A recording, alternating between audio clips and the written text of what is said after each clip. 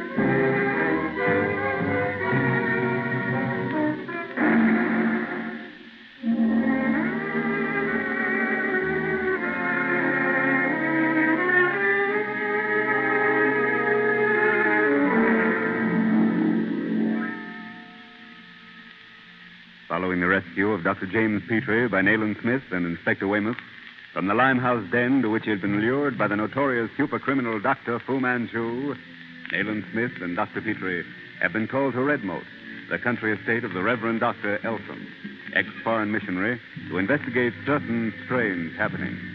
During dinner, Nayland Smith's questioning of the former missionary is interrupted by a piercing scream. Great Scott! What was that? Good heavens. Griever, my daughter. This way, Smith, upstairs. The door at the head of the stairs. First to your right. Wait, Eltham. Let me go in first. There, by the window. Is she? She's fainted.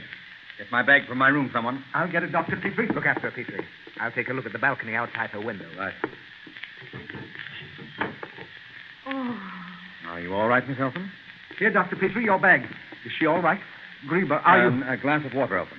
Yes, she's all right. Nothing out there, absolutely nothing. No way for anyone to reach this room. Oh, Father. Yes, Griever, dear. Here, Doctor, the water. Drink this, Miss Eltham. You'll be right as rain presently. What was it, Griever? What happened? Please, Mr. Eltham. No questions just now. Give her an opportunity to recuperate fully. Right. Mr. Elton, tell your gardener and any other men servants you have on the place to search the ground. I'll go with them myself. I've got to question her, Petrie. Of course. I merely wanted Eltham out of the way. Now, come, Miss Eltham. Are you feeling better?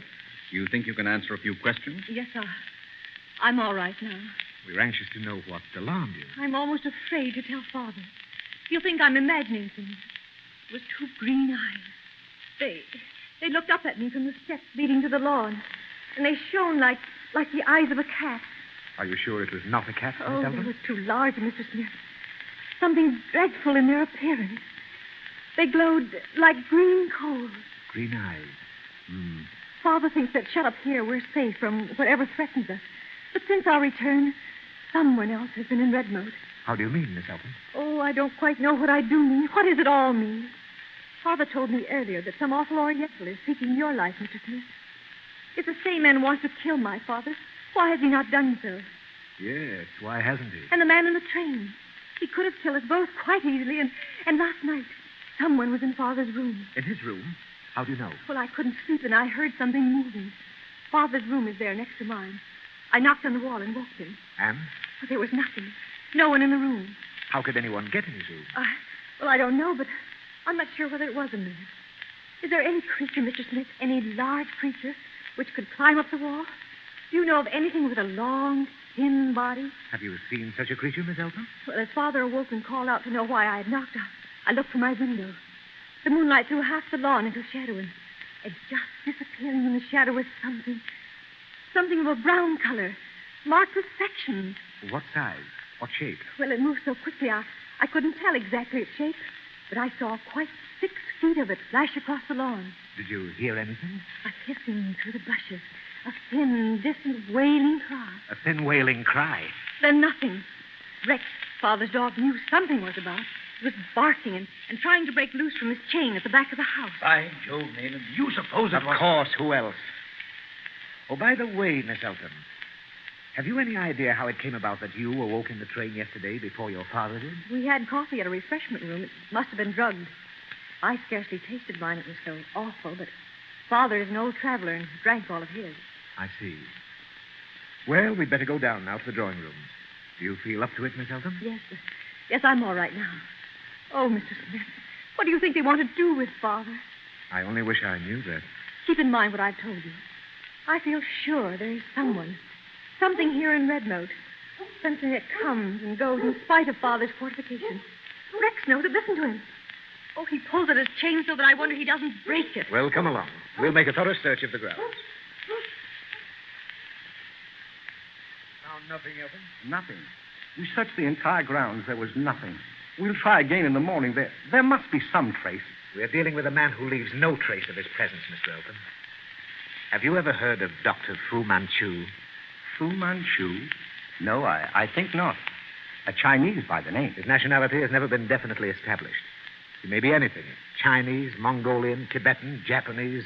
We only know that he's an Oriental. Very likely he's of mixed blood. Aside from that, just who and what is he? I can only tell you that he's undoubtedly the most formidable influence for evil in the world today. A scientific genius. A mental giant. He does nothing by rote or rule, and he strikes when and where it's least expected. But good heavens, man, what has he to do with me? How have Mr. Eltham, you have influential friends in China, yet they daren't have you in Nanyang at the present time. Knowing the Orient as you know the palm of your hand, you'd likely see things not meant for Occidental eyes.